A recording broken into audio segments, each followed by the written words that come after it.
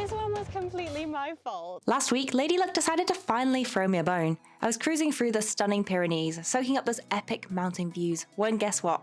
I ended up picking up a stray rider. Yes, a full-on stray. Well, okay, not a dog or anything, that would have been adorable, but it was a French rider who was also heading towards Andorra. And guess where we were riding?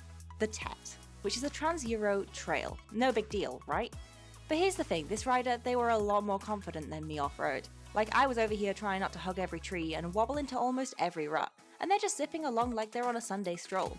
I'll admit it, I felt a little bit embarrassed at first, like I was this wobbly little duckling and they were this sleek mountain goat. But honestly, having them there was such a game changer. It was like their confidence was starting to rub off on me. By the end of the day, I wasn't just surviving the trail, I was actually enjoying it.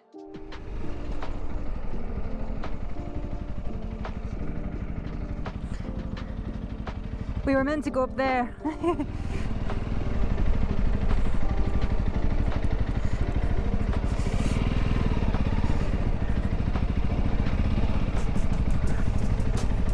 Oh, this is why I do not do directions. Riding solo does have its perks, but there's also something comforting about having someone with you on those tricky sections.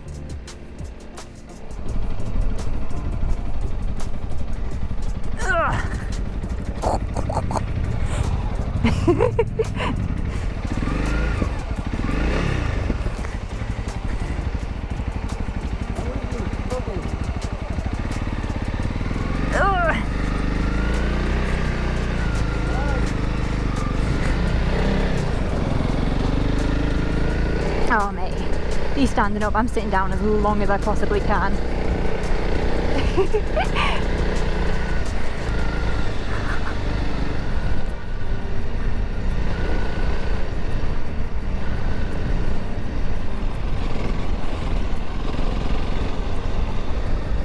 Up into the hills we go.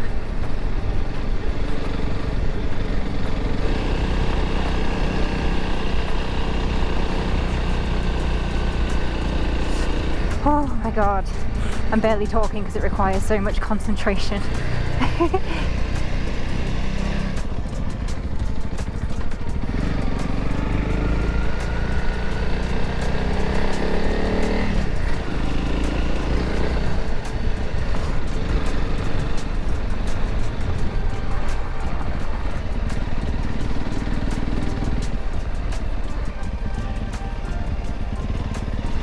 Oh man, these views are incredible.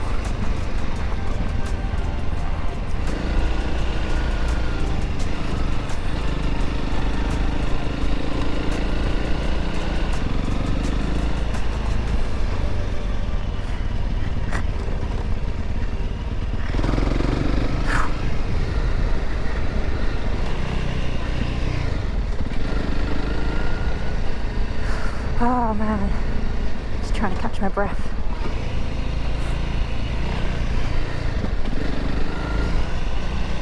These trails aren't as bad as the rocky ones before.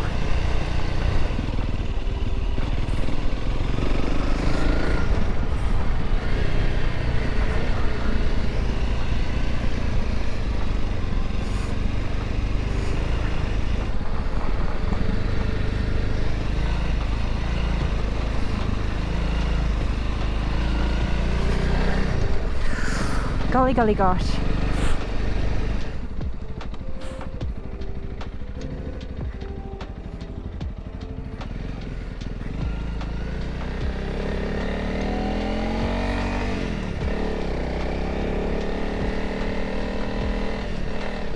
Come along, little one. Auntie Saffy will show you where to go.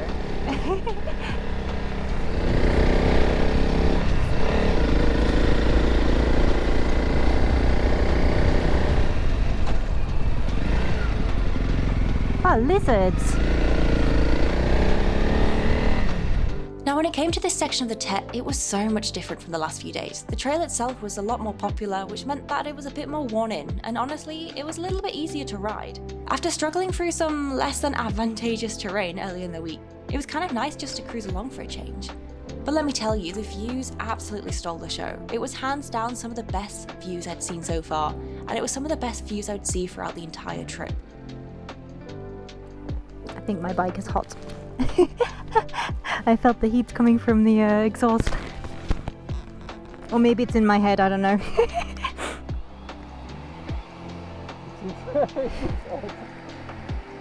Maybe I give it a second, maybe uphill in the sun. I don't know. Yeah, yeah.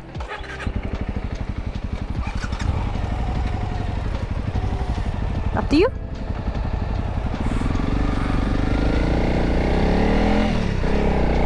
I never thought I'd say this, but I am so glad the mountain is shaded. I'm glad I put sunscreen on. Far away.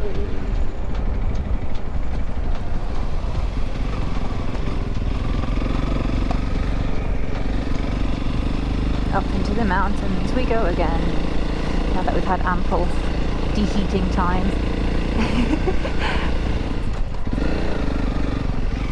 No, that was a wrong gear.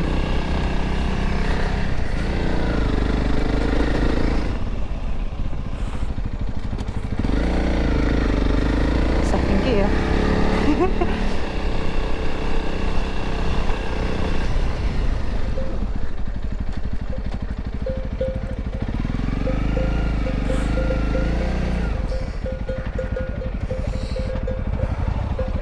Whoop. Oh. I've never seen this before.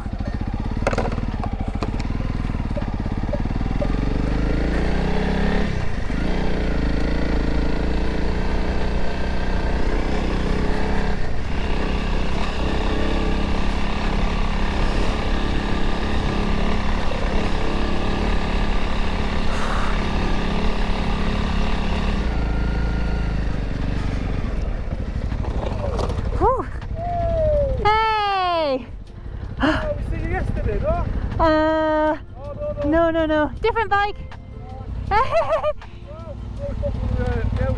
One of the best things about the Tet Trail is that everybody always stops to chat. People always want to know where you're from, where you're headed, and there's this unspoken camaraderie that makes the Tet feel so special. Even when you are riding solo, you're never really riding alone. He's from France. I found him along the way. Oh, okay.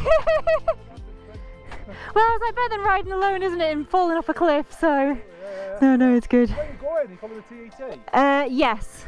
Okay, Up into, well, I'm in a van, so I'm doing a loop. He's on his way to Andorra. Okay. But apparently there's a storm coming around 4-5. It was meant to be at 1, but it seems to have been pushed back. So, going to keep riding until the storm rolls in, and then I'm going to jump on the main road. Views on the other side. Do you? Yeah.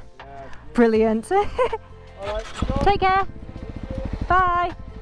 Whoop.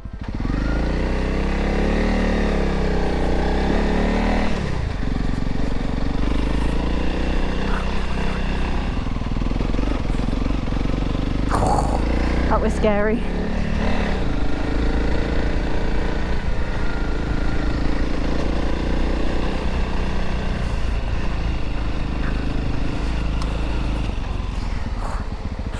Oh, whoop.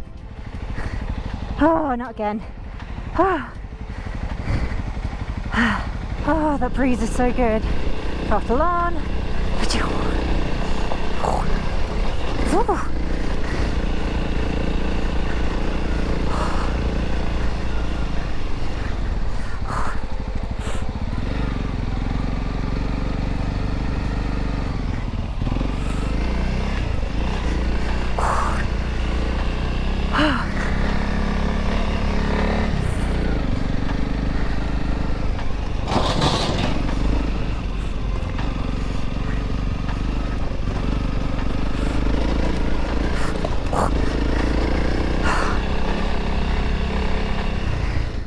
It's just the kind of trail that reminds you while you're here in the first place. Easy ride, jaw-dropping scenery, and what more could you want?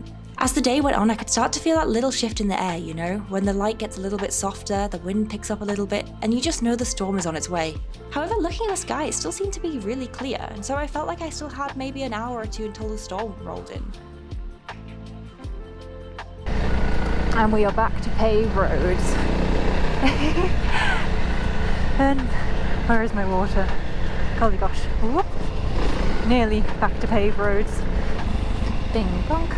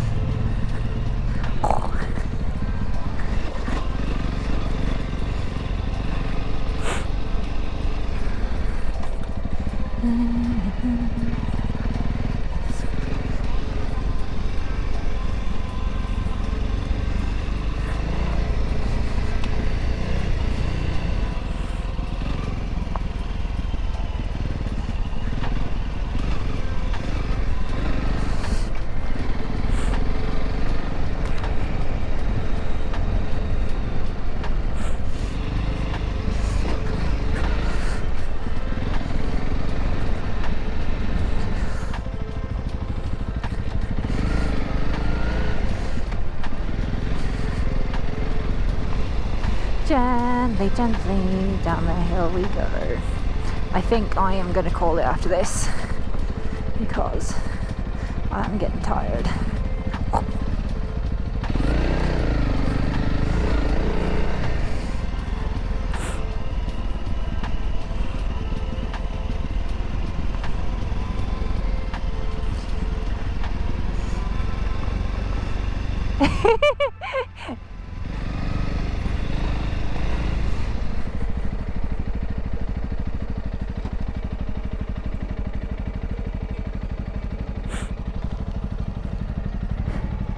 After you!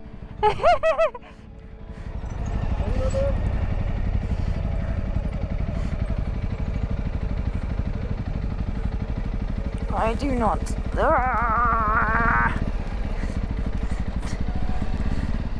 We were now 2 hours overdue for the storm that was meant to roll in. I figured it was probably best to play it safe and start making my way back to base.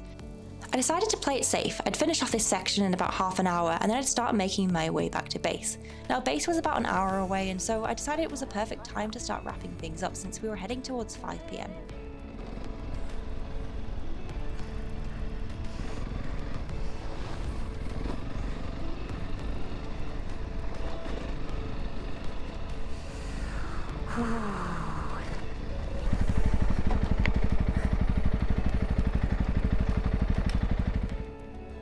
So at the bottom of the hill there is a road and then I will probably jump off then because I want to get back to base before the storm. Okay. So when we are here, when we get to here, I'll probably head back. Okay. Because I don't want to get caught and then I've got 2 hours back to base. Okay.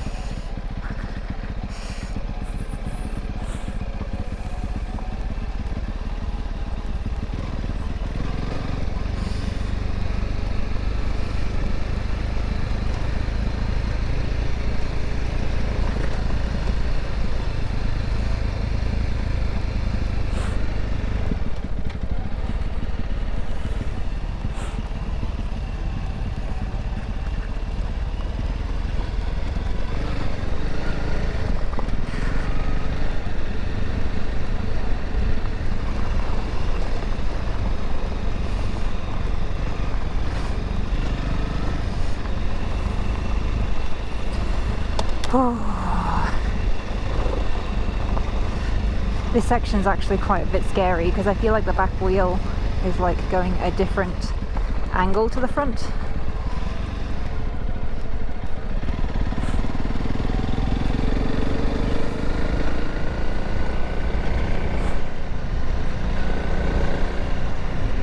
This is great. I am absolutely knackered. I am absolutely knackered.